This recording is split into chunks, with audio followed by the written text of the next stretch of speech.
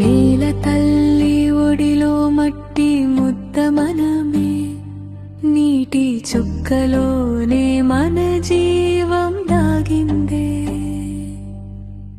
ఎండిన నేలపై రైతు చూపు ఆకాశమే, వాన కోసం వేచే ప్రతి శ్వాస గాథనే.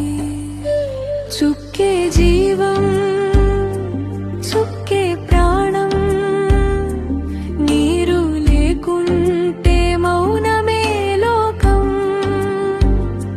చెమటే నీటై శ్రమజీవి గాథ, బతుకు కోసం సాగే